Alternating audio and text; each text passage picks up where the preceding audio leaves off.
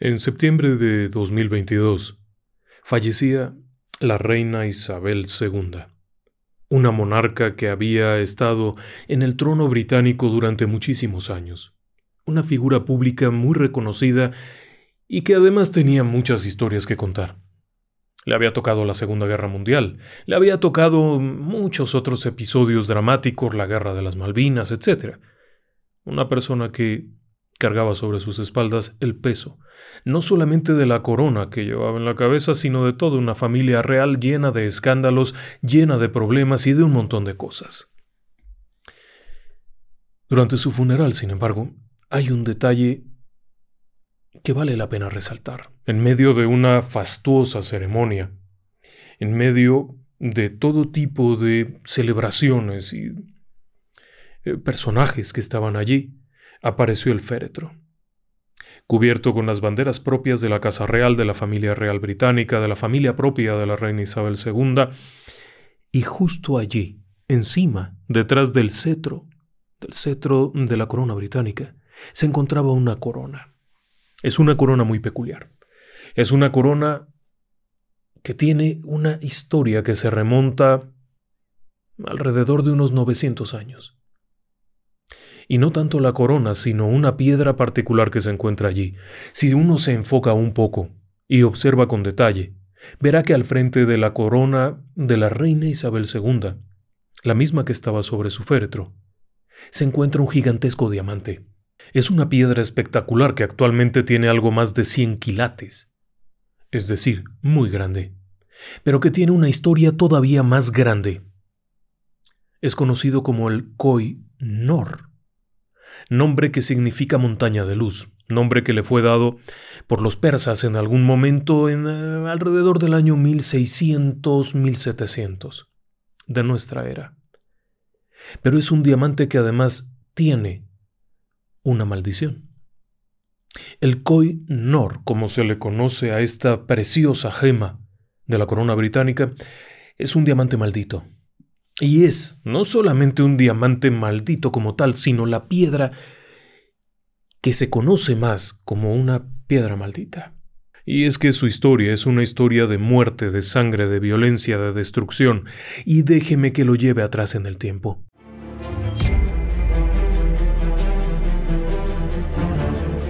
Relatos del lado oscuro. Fantasmas. Seres extraños.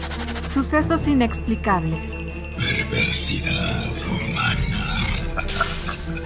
Historias que otras mentes prefieren ignorar.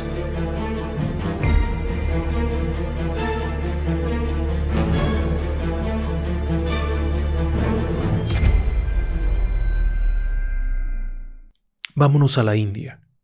En el año 1100 más o menos. Es difícil precisarlo, pero más o menos en esa época. La India está allá, sola, apartada. Nadie ha ido a ver aquello. Aquellas personas, aquellos marajás, se desarrollan en su propio entorno y con la convivencia únicamente hacia los reinos vecinos. Pero la India tiene algo particular. Diamantes. Sí. Mientras que en el resto del mundo poco se sabe de esto, allá hay diamantes que no necesitan ser explotados a partir de peligrosas minas, sino en los ríos, en la región del actual Andhra Pradesh. En los ríos, en los médanos, en las zonas arenosas, se buscaban diamantes.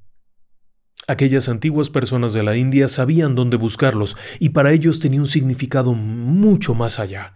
No solo se trataba de piedritas que brillan, sino un significado de poder. Los diamantes eran de los dioses, y de acuerdo con ciertas tradiciones, eventualmente dejaban alguno por ahí, el cual era dado a los hombres y claro a las mujeres, en general a la humanidad. Pero tenían un significado. Los diamantes no eran solamente para que se vieran bonitos. Los diamantes eran gemas de poder, y mientras más grande el poder. Por eso, quizá, cuando en algún momento de ese 1100 o 1200 después de Cristo aparece una gigantesca gema de más de 700 quilates, aquella piedra enorme, en bruto por supuesto, se consideró que no era apta para los seres humanos. Esa era una piedra de dioses. y fue enviada al templo de la diosa Brada Kali para que fuese utilizado en una gigantesca escultura como uno de los ojos, el ojo de Kali. En las antiguas creencias, Brada Kali era la versión feroz, la versión guerrera, la versión violenta, la vengativa de Shakti, la deidad aquella, y por lo tanto era una diosa a la que se le tenía particular temor. En esta región de Warangal, donde estaba el antiguo templo, la piedra, la famosa piedra aquella, fue colocada porque se pensó que algo tan formidable no estaba destinado para los seres humanos. La historia sigue, y es que en algún momento de 1300 y fracción, la piedra es retirada de ahí. Se la roban. Sí, de acuerdo con lo que se sabe de esto, en algún momento alrededor de 1300 y pico, algún sultán avaricioso toma la piedra, misma que es entregada a otro sultán, el sultán de Delhi. Pero las cosas no van nada bien, nada bien.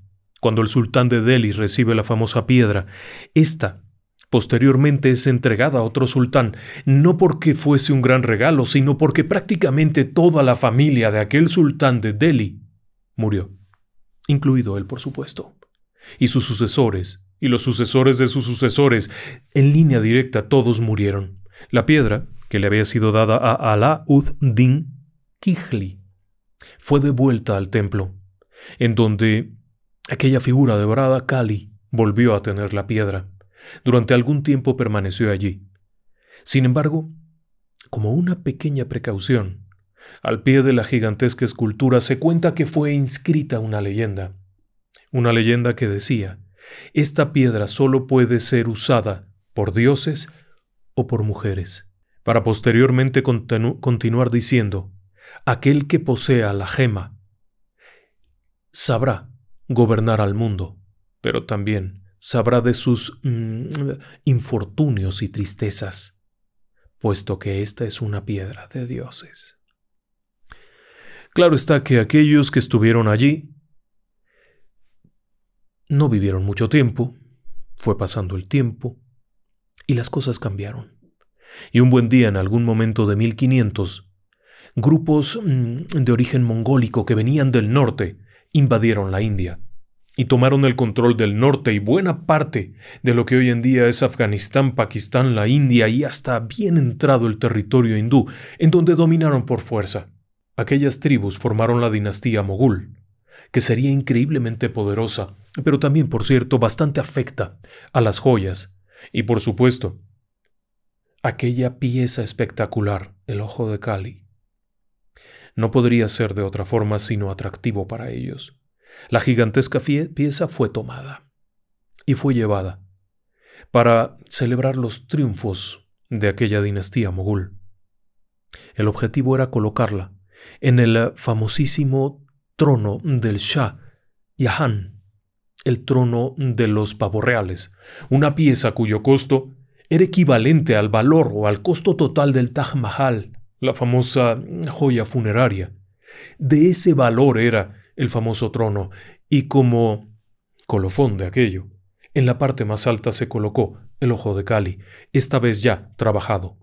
Su tamaño original de más de 700 quilates había sido reducido para darle la forma apropiada y la belleza que merecía semejante trono desde donde el Shah Jahan gobernó.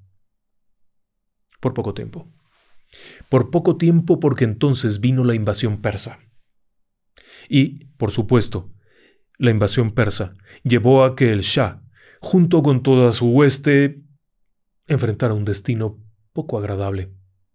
No solamente él, sino todos los habitantes del palacio y buena parte de la población india de aquellos lugares vivió atrocidades. La invasión, que culminó en 1739 con Nader Shah, significaría un latrocinio absoluto. Se cuenta que alrededor de unos 700 elefantes perfectamente pertrechados fueron sacados de la India junto con unos 4.000 camellos y más de 10.000 caballos. Todo aquel tesoro fue trasladado hacia territorios persas, el actual Irak, Irán. Como fuera, Nader Shah, al ver el famoso trono de los pavos reales, optó por llevárselo también. Solo que la pieza, aquella gigantesca pieza, a la que todos conocían como el Ojo de Kali, fue tomada y colocada en una ornamenta especial. Sabían que la piedra significaba poder, no solamente belleza. Eso no era importante para ellos. De hecho, la piedra estaba cortada, pero no estaba pulida, por lo que no era un brillante espectacular, sino una piedra única. La colocó en una especie de brazalete que mostraría su poder, el cual, por cierto, no duraría mucho tiempo, porque en el trayecto Nader Shah fue asesinado. Su sucesor, al llegar a Persia, fue asesinado, y a lo largo de 4 años los 4 sucesores fueron asesinados. Cada uno de ellos había tenido entre sus manos el Ojo de Kali. Este fue el momento en el que se le llamó Koh-i-Noor, montaña de luz, que es el nombre persa. Pero obviamente aquello sembró el pánico porque uno tras otro iba muriendo. Y estando ya en territorio persa, el sucesor del 4º descendiente enfrentó algo peor todavía. Asesinó a su propio hijo arrancándole los ojos, razón por la cual fue asesinado a su vez. Posteriormente, el sucesor de éste fue considerado inepto, destronado por sus propios soldados y posteriormente rapado de la cabeza y cubierto con oro líquido, lo cual por supuesto le costó la vida. Y así sucesivamente aquello se volvió un baño de sangre. Según cuenta la leyenda, claro, es muy difícil saber hasta qué punto todos estos datos fueran reales, puesto que la piedra sí estaba en Persia, pero no se puede saber con precisión si en realidad todos estos sultanes enfrentaron la peor de las suertes porque la tenían que enfrentar por conflictos territoriales, por conflictos familiares o por lo que fuera, o por la presencia de la piedra. Lo que es un hecho es que, posterior a todas esas tragedias, la piedra regresa. Apenas habían pasado unos 70 años desde que había sido sustraída de la India, cuando en medio de una serie de batallas regresa. La fascinante piedra es llevada de regreso por Ranjit Singh, quien la entrega, a su vez, al nuevo gobernante de la India. Pero no la entrega por gusto, sino porque muere. Él era el propietario de aquella enorme piedra y por supuesto esto desata una serie de revueltas y de pleitos y de conflictos internos impresionantes para Ranjit Singh, quien era líder del grupo de los Sikh. Aquella piedra tenía el valor del gobierno, era la piedra del poder. Habían ido hasta los territorios persas para luchar contra aquellos temibles guerreros y recuperar el tesoro, pero especialmente aquella piedra, el Koh-i-Noor. Cuando vuelve a la India, obviamente enfermo, maltrecho, no dura mucho tiempo antes de que muera y nuevamente surge la avaricia, no tanto por el dinero. En realidad, aquellas personas no iban detrás del valor monetario, sino del poder que esto representaba y por supuesto en el trayecto hubo quien lo escuchó. Y ese quien lo escuchó no era otro que los británicos, quienes se enteraron de la fascinante piedra para gobernar al mundo.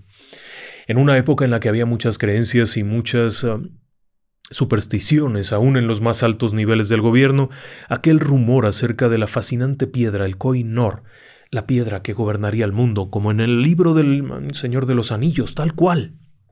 El hecho es que los ingleses comienzan a ocupar posiciones en la India. La famosa Compañía de las Indias Orientales comienza a tomar el control ya no solo de los puertos, sino también del comercio interior, de las estaciones de intercambio y comercio, y hacer aquello un estado dependiente de Inglaterra. Pero conforme la piedra va pasando de Ranjit Singh a sus descendientes, estos van siendo exterminados uno tras otros. Nuevamente aquello se vuelve una verdadera carnicería hasta que finalmente no queda ningún descendiente más que un niño de 10 años. Este niño de 10 años decide que aquello mejor quede ahí y no quiere más problemas. Auxiliado por su madre, firman el famoso Tratado de Lahore, en donde la India se convierte en un protectorado, en una colonia británica. Y como parte del Tratado de Lahore, se establecía puntualmente que el Koh-i-Noor sería entregado por el propio gobernante, es decir, aquel niño de 10 años, a la reina de Inglaterra. Y es así como en 1849, el gobernante indio, este joven, Dunlip, lleva el diamante y lo entrega a la reina Victoria. ¿Sí? La famosa reina Victoria, la que dio origen al término estilo victoriano. Aquella reina poderosa que estaba en pleno auge británico, en auge colonial. No solamente estaban gobernando territorios que superaban aún los territorios del Imperio Napoleónico, sino que estaban realizando comercio prácticamente en todo el mundo. Los barcos ingleses iban y venían por todas partes. Era el poderío económico, auxiliado también por la Compañía de las Indias Orientales, quienes por cierto se habían encargado de los tratos para obtener el famoso Koh-i-Noor. ¿Y quieres saber algo? El diamante llegó a Inglaterra, pero llegó con la leyenda. Se le explicó a la reina Victoria lo que ocurría con aquella pieza excepcional, por lo que se ordenó que ningún varón de la corona británica usara jamás aquella piedra. La primera persona que utilizó el diamante, el Koh-i-Noor, fue la propia reina Victoria en una especie de prendedor que llevaba al pecho. Esa piedra se volvería famosa, pero no tanto por sí misma, sino por el hecho de que cuando fue mostrada al público fue decepcionante. Porque el ojo de Kali, el Koh-i-Noor, en realidad era una piedra enorme pero en bruto, y no era un diamante perfecto ni mucho menos. Era una piedra que tenía una veta interior, una sombra, lo que la hacía ser una piedra sucia. No era el diamante perfecto, no era el más grande que se hubiera visto, estaba mal pulido y mal cortado, por lo que tras realizar una serie de trabajos para convertirlo en una joya, quedó finalmente de 105 quilates. De 700 originales quedó en 105. La gente que lo fue a conocer se llevó una decepción enorme porque esperaban ver la piedra más maravillosa del mundo y no lo fue. ¿Y sabe por qué? Porque en realidad eso no era importante. El Koh-i-Noor no era importante como una joya, como algo para lucir y verse hermoso en el cuello de una dama de la sociedad británica. Era una piedra de poder. Y la única que lo entendió así fue la reina Victoria, quien ordenó que solamente la reina podría usarlo. Así como se lo estoy diciendo, solo la reina podía usarlo. Pero eso no significó que terminaran las maldiciones, por supuesto que no. La Compañía de las Indias Orientales muy pronto entró en decadencia absoluta. Ellos habían sido los encargados del traslado, de la adquisición, del manejo del famoso Koh-i-Noor. En cuanto a la corona británica, poco después comenzaría su decadencia. A perder territorios, a perder influencia general, a perder grandes batallas. Y después, a convertirse en simplemente un recuerdo. Posterior a la reina Victoria, la famosa piedra, el Koh-i-Noor, sería colocado en una corona para la reina Alejandra, la reina María, la reina Isabel I, la reina madre, y la reina Isabel II. Y hoy en día se espera que el Koh-i-Noor sea utilizado durante la coronación de Camilla Parker, la segunda esposa del príncipe Carlos. El problema es que, según cuenta la leyenda, ella no es reina. Y por lo tanto, si usa el diamante, será el final de la monarquía británica. Por lo menos es lo que se cuenta a nivel de rumor. ¿Por qué no es reina? Porque entre reyes no existe el divorcio. Y por lo tanto, si Diana Spencer hubiera usado la corona, habría estado dentro de lo que se esperaba. ¿O no? Son rumores. El hecho en sí es que el diamante, el Koh-i-Noor, ha despertado últimamente muchos conflictos nuevamente porque la India está solicitando que se devuelva la piedra. Así de simple, que se devuelva. ¿Por qué? Porque fue robada. Los británicos dicen no podemos devolverla porque la gente que la tenía ya ni siquiera existe. La dinastía Sikh ya no existe. ¿A quién se le va a devolver? Y así sucesivamente el pleito se ha reavivado ahora que ha fallecido la reina Isabel II. Pero lo que es un hecho es que a lo largo del camino del Koh-i-Noor hay una enorme mancha de sangre porque cada quien que la ha tenido o murió, o asesinó, o simplemente se volvió loco. ¿Usted qué piensa? ¿Camilla Parker se debería poner la corona con el Koh-i-Noor?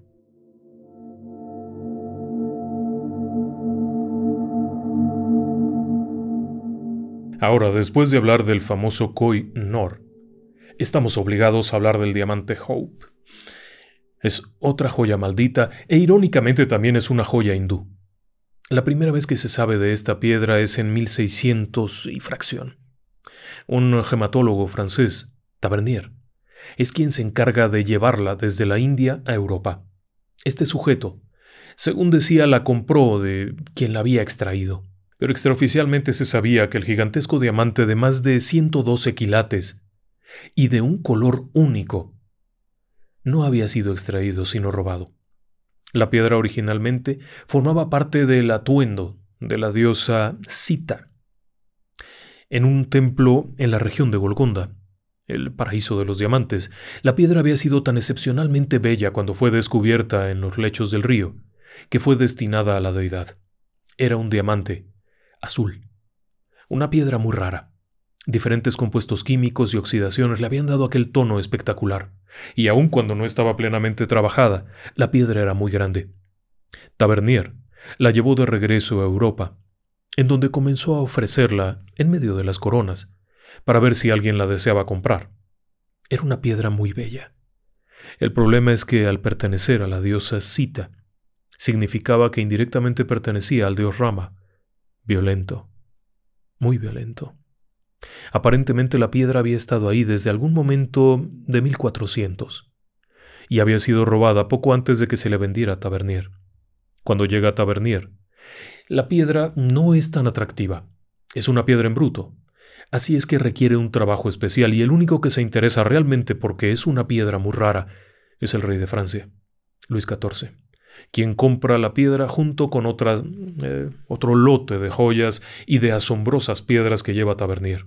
Era el gematólogo, era el vendedor de piedras, por así decirlo, pero no era el joyero. Inmediatamente, el gigantesco diamante azul es enviado a tallar y a trabajar cuidadosamente con el joyero real.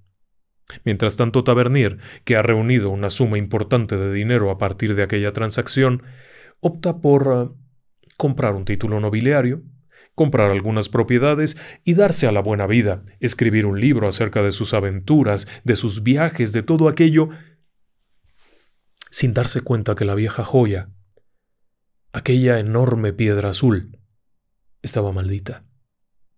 Sí. Y la venganza caería en él muy pronto. Tavernier comenzaría a perder dinero de forma galopante. Muy pronto aquellos títulos nobiliarios no le sirvieron de nada. Comenzó a acumular deudas, comenzó a desfalcar porque vendía joyas a diferentes personas, pero la misma piedra se la había vendido a 3 o 4 personas con la única idea de poder pagar aquí y allá y hacer, y en lo que conseguía otra piedra finalmente tuvo que huir. Se cuenta que Tavernier, al verse copado por todos los problemas que le había generado aquella piedra, huye a Rusia, en donde tenía conocidos, a los cuales pidió asilo. Con poco éxito, porque se cuenta que Tavernier realmente no encontró ningún apoyo entre aquellas personas y finalmente moriría en Rusia, solo, siendo un mendigo. El hombre que había viajado por la India y había tenido los tesoros más grandes en sus manos, fallecía en una calle, solo. Su cuerpo fue devorado por perros. Tenía más de 80 años. De los cuales los últimos 20 los había pasado prácticamente en mendicidad, huyendo, escapando, atemorizado de que lo fueran a encontrar y lo colgaran. Encontró la muerte ahí. Y como le digo, su cuerpo fue devorado por perros. Los restos fueron encontrados regados por toda la calle. Se supo que era él, porque alguien lo conocía y sabía de alguna manera que en una época había vivido allá, en Francia. Como sea, en Francia las cosas tampoco iban muy bien. El rey Luis XIV era un hombre cuidadoso. Pero el hecho de tener el diamante en sus manos no significó que le fuera nada mejor. Cada uno de sus descendientes murió de forma trágica. La propia corona enfrentó muchos problemas, y después de haber sido el Rey Sol, el famoso Rey Sol, aquel que daba esplendor a Francia, terminaría sus días de forma triste. Pero la forma en la que terminó sus días de forma triste es también muy curiosa, porque Luis XIV, cuando compró aquella gema, supo que podría haber una maldición. Cuando supo que venía de la India y todo aquello, optó por nunca tocarlo. La piedra era colocada en una especie de broche que él nunca tocó con las manos, solamente lo usaba como una ornamenta, y cada vez que lo iba a usar pedía que alguna persona se lo colocara. ¿Cuál fue el destino de aquellas personas? Es difícil de saber, pero aún así, los descendientes no vivieron mucho tiempo, puesto que un día, durante una visita de un emisario, aquel emisario se acercó para preguntar acerca de la asombrosa joya, y Luis XIV torpemente desprendió de mano propia el diamante y lo mostró. A partir de ese momento la suerte cambió, y fue cuando comenzaron a morir descendientes y él mismo terminó sus días de forma muy triste, puesto que, en algún momento, contrajo gangrena y falleció, en medio de un asqueroso olor y dolores espantosos.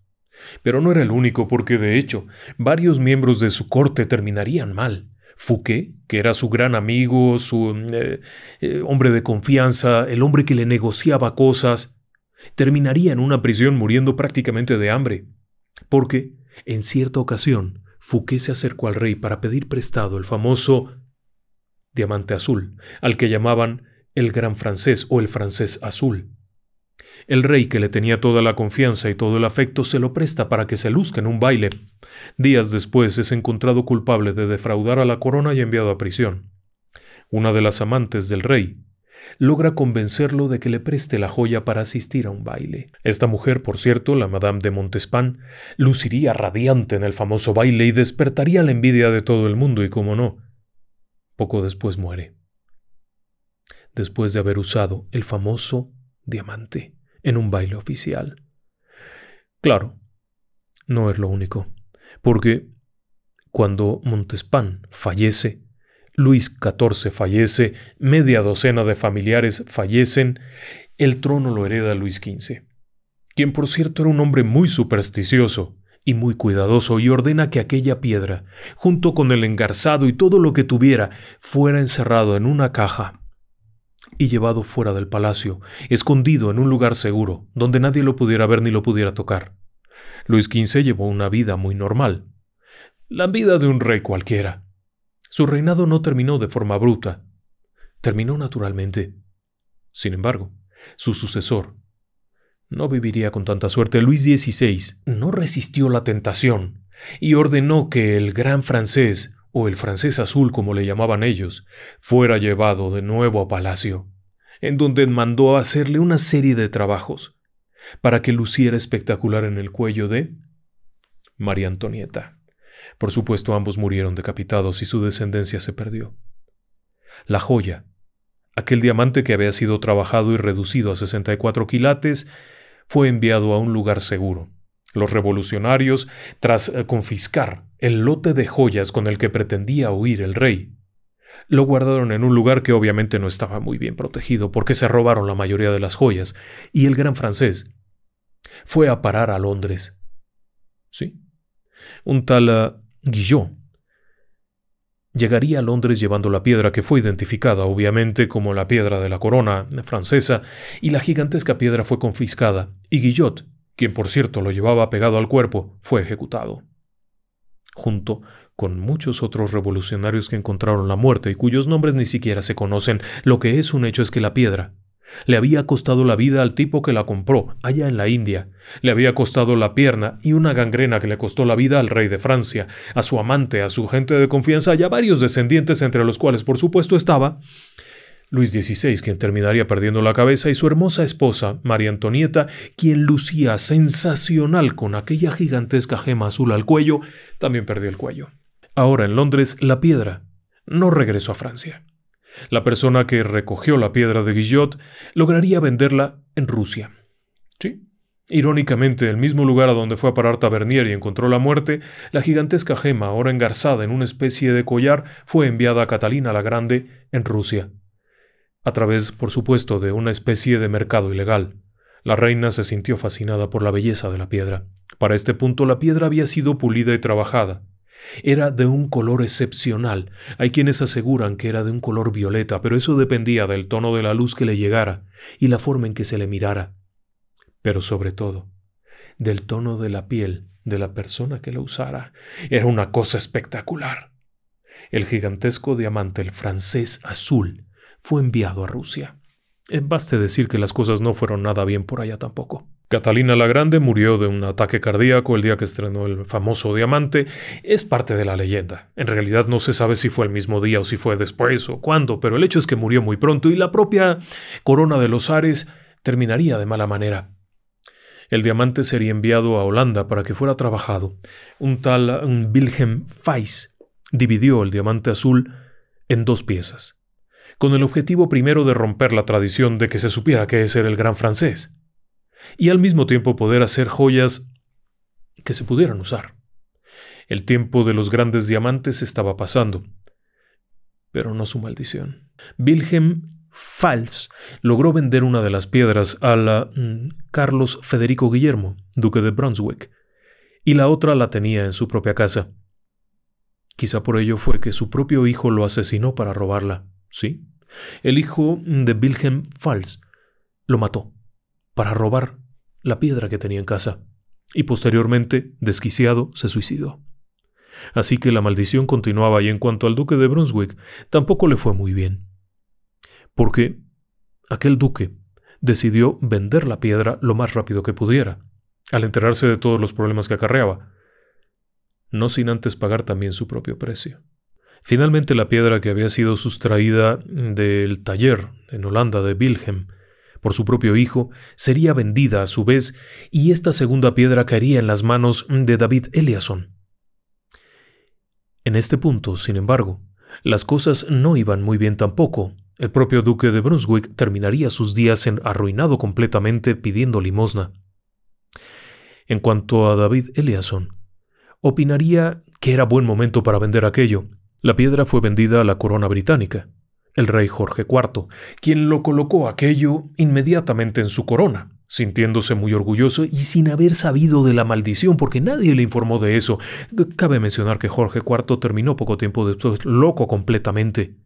Murió, vuelto loco, no sin antes haber pasado un muy mal rato. El rey dejaría aquello y sería vendido como parte de un lote de joyas. Cuando Jorge muere, totalmente desquiciado, es tal el volumen de deudas que ha dejado que buena parte de las joyas que eran de su propiedad son vendidas, y una de las personas que compra aquello es ni más ni menos que Sir Henry Hope, un banquero que había prestado y que recuperaba su inversión. Hope, de quien cobraría nombre la piedra, el diamante Hope, el diamante de la esperanza, pero en realidad el nombre viene del banquero que lo recuperó de la corona británica. No le iría nada bien. De hecho, en sucesión directa y de forma muy rápida, el propio Hope moriría poco después, una de sus hijas moriría, su propia esposa moriría, todo el mundo en un periodo de tiempo muy corto. Es curioso. Pero además morían de formas raras. El propio Hope moría de disentería, su esposa, quien había recibido la joya, murió en el 84, y ciertamente de forma súbita. No es que hubiese pasado un tiempo corto, no, en realidad cuando muere Hope pasan muchos años antes de que su esposa muera, pero muere en cuanto le entregan la piedra en 1884. Todo el tiempo anterior la piedra había estado guardada en una bóveda.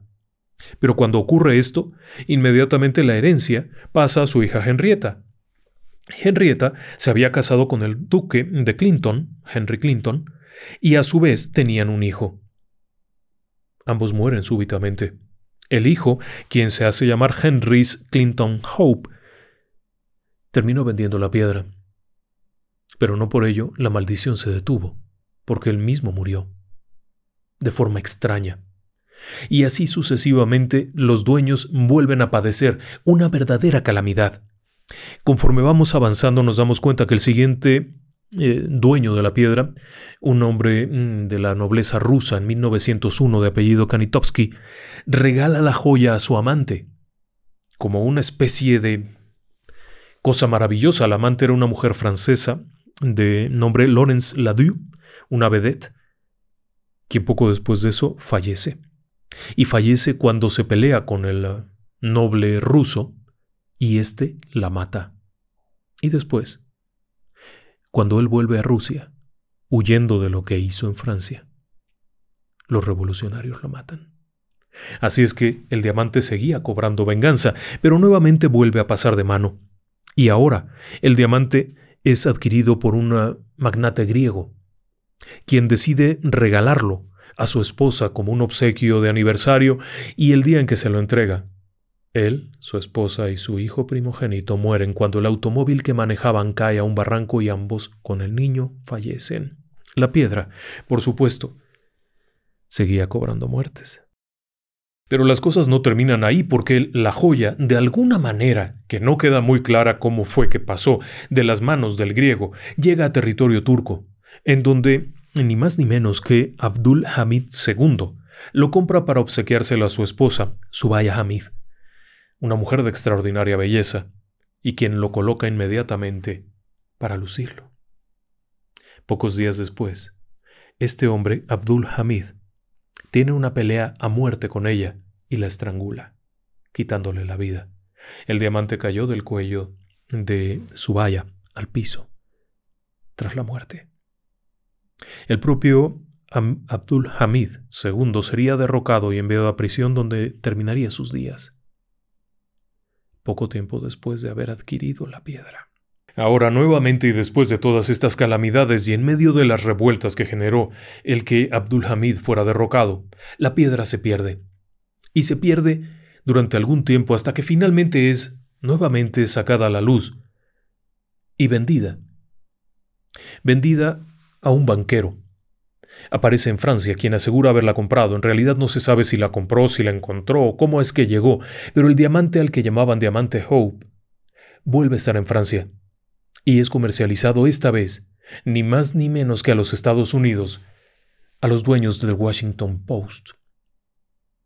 Pero aquello se vuelve una calamidad.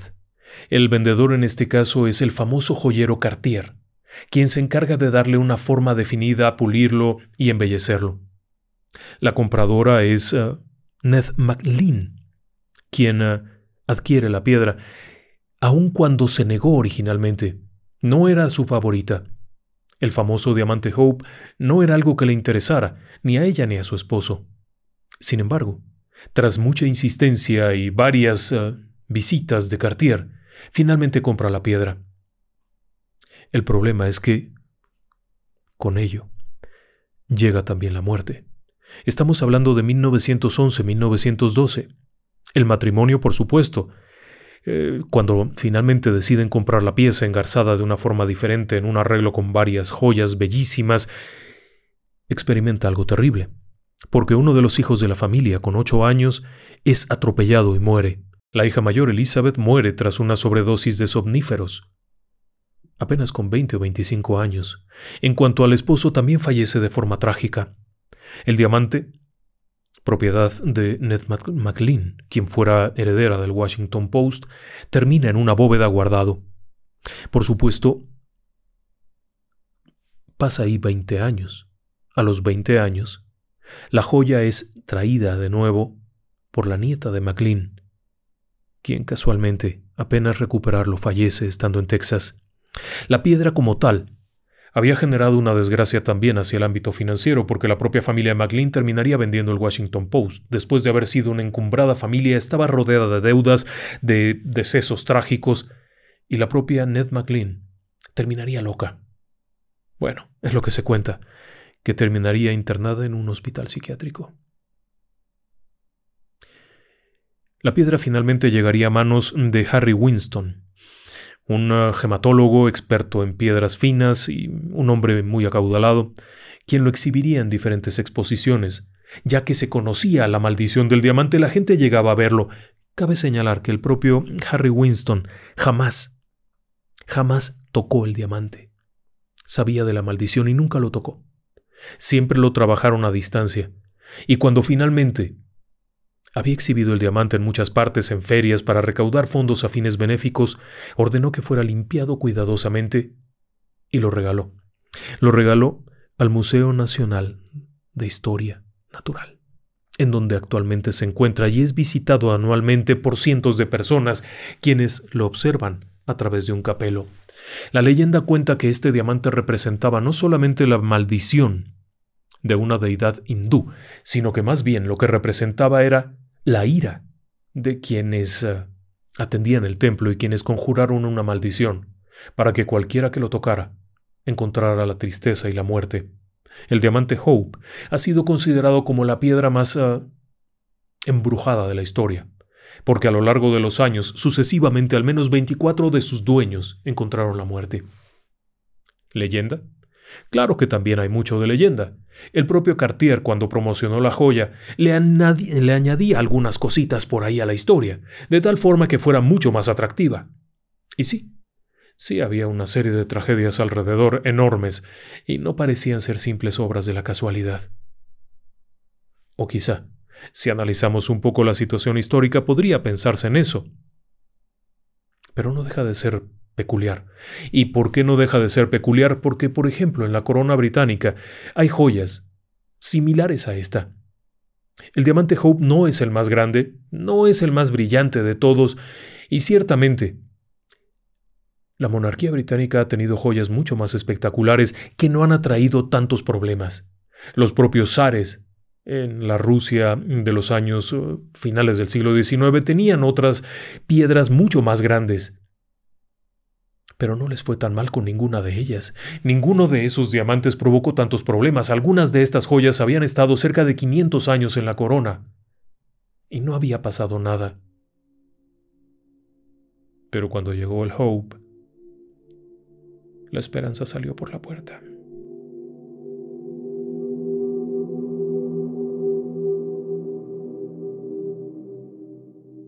La tercera joya maldita de la que le quiero hablar es conocida como el zafiro púrpura de Delhi.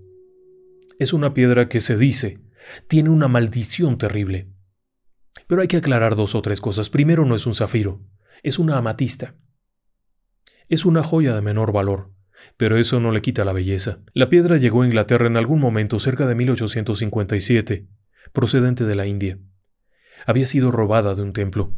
El templo era el templo de Uttar Pradesh, y era una piedra que había sido utilizada como ornamento de una deidad en aquella región. Era una piedra hermosa, de un color casi púrpura.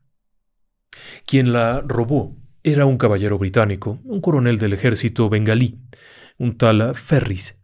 El problema es que, como muchos otros británicos, cuando vieron las revueltas y entraron a balazos y cañonazos, robaron lo que pudieron, y eso no era tan mal visto. Ferris llegó a Inglaterra llevando consigo aquella gema espectacular, creyendo que era un zafiro. Estando allá, sin embargo, las cosas comenzaron a ponerse feas, porque el propio Ferris no solamente enfrentó problemas personales, problemas familiares, sino deudas que lo acabaron por completo. Era un hombre que procedía de una familia acaudalada. Y sin embargo, decisiones erróneas, vicios, alcoholismo, terminaron enviándolo a la ruina más absoluta. Delirante. Hablaba de la maldición del zafiro. Ferris, constantemente en medio de sus delirios por el alcoholismo, aseguraba que era perseguido por haber robado aquella piedra de la cabeza de un ídolo en Uttar Pradesh en 1857. Estando en esa situación ya bastante precaria, Ferris comenzó a promover la venta de la fascinante joya que aseguraba era el zafiro púrpura de Delhi.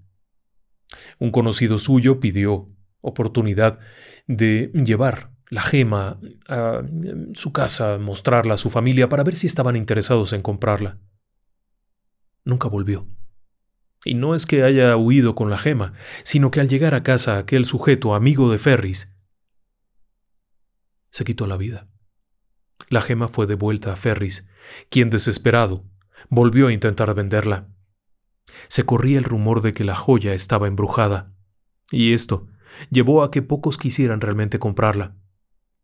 Cuando Ferris muere, totalmente empobrecido, la piedra es puesta en subasta.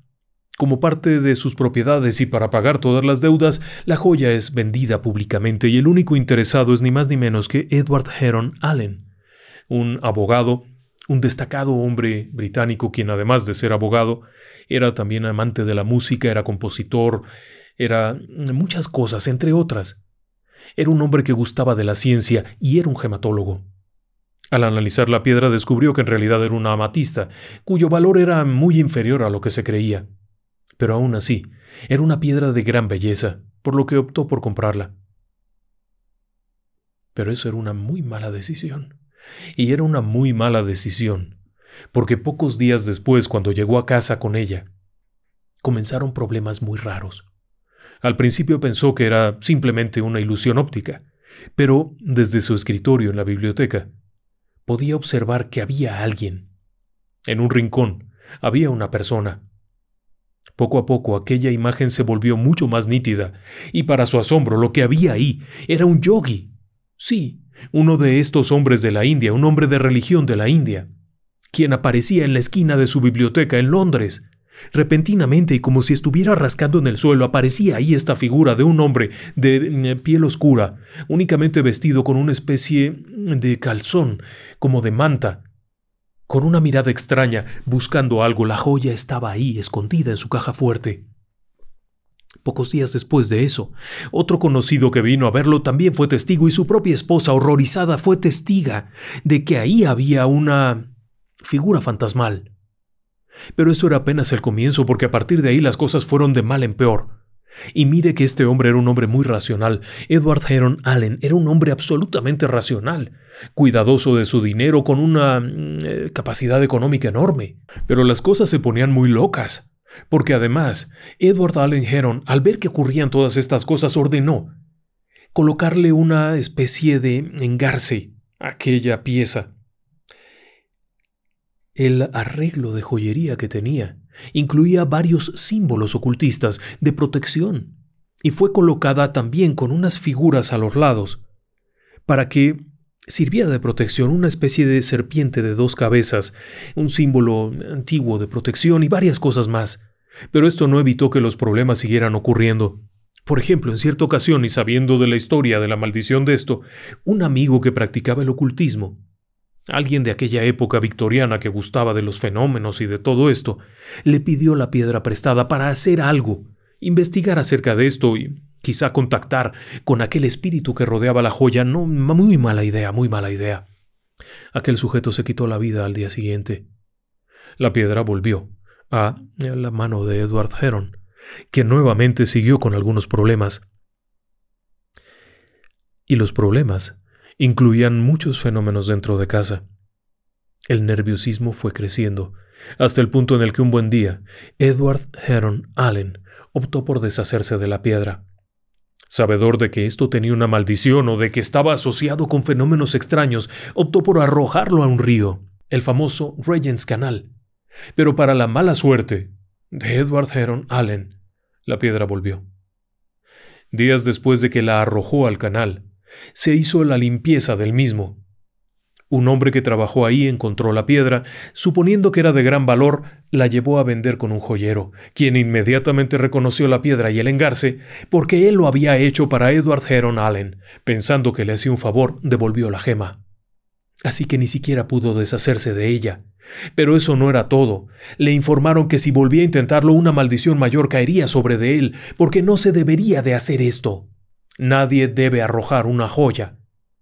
De esa forma, diversos conocidos que practicaban este tipo de cosas, la teosofía y que pertenecían a la Golden Dawn, le dijeron que la única manera de acabar con esto era guardándolo en 7 cajas, con 7 símbolos especiales de protección, y Edward Heron Allen, que era un hombre absolutamente racional, optó por hacerlo de esa forma. La joya fue colocada al interior de 7 cajas, cada una de las cuales contaba con un símbolo.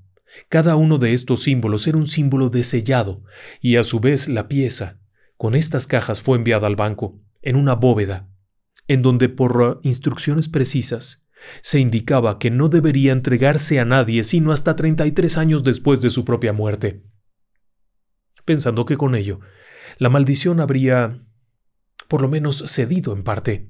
Finalmente, en los años 40, la hija de Edward Heron Allen recupera la pieza, pero sabiamente y habiendo escuchado los consejos de su padre, nunca la toca y nunca la posee, sino que directamente va y la regala, ni más ni menos que al Museo de Historia Natural, en donde quien la recibe no sabe lo que es ni tampoco le presta mucha atención, y la gema va a dar con todo y sus cajitas a un archivo en donde guardan muchas otras gemas, hasta 1972.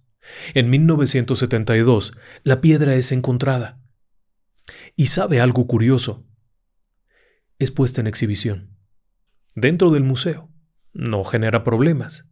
Bueno, no exactamente, porque algún tiempo después la piedra es llevada para una exhibición en el automóvil de uno de los curadores del museo, quien pasaría la peor experiencia de su vida en medio de una tormenta totalmente inusual que no le permitía ver más allá del propio auto y que estuvo a punto de perder la vida.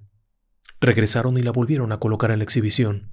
Al año siguiente se les volvió a invitar a que llevaran la piedra, pero esta vez ni siquiera pudo ir porque se rompió una pierna, y al siguiente año nuevamente, la cuarta vez prefirieron que la exhibición fuera en el museo, en donde la gema continúa. Era una piedra excepcionalmente bella, pero maldita. ¿Y qué tan grave puede ser esto de las maldiciones? Bueno, mucho de esto es leyenda, no podemos negarlo. Sin embargo, hay pequeños detalles nefastos y extraños. Por ejemplo, cuando en la piedra el diamante Hope era enviado de la colección de Winston hacia el museo, fue enviada por correo. Para no llevarla personalmente, la mandaron por correo. Y el pobre hombre del correo que llevó la piedra directamente al museo, cuando la entregó, salió de allí y lo atropellaron. Pero eso no es todo. Días después, mientras se recuperaba de la lesión en la pierna que lo dejó incapacitado para hacer su trabajo, su esposa muere. Días después, cuando regresa a casa, su casa se incendia. Cuando sale de ahí y se va a vivir a otra parte, su perro muere estrangulado por la propia correa con la que lo había amarrado. ¿Casualidades? ¿Cómo saberlo? Es difícil saber si esto es todo cierto, pero no pierda de vista que las 3 gemas de las que le he hablado fueron sustraídas de 3 figuras religiosas, las cuales estaban directamente relacionadas con hechos violentos, o eran deidades violentas, vengativas del panteón hindú. Mientras que otros cientos de joyas están por ahí sin ningún problema, estas 3 han causado muchos temas, y curiosamente las 3 hoy en día están en museos, en donde aparentemente las cosas se han tranquilizado, mientras nadie las toque o intente venderlas. O vaya usted a saber si en algún momento algo más pase. En cuanto al diamante de la corona británica, el Koh-i-Noor, está en exhibición en la Torre de Londres, eventualmente. Pero, ¿qué pasará cuando Camila se ponga esa corona? Buenas noches y que descansen en paz.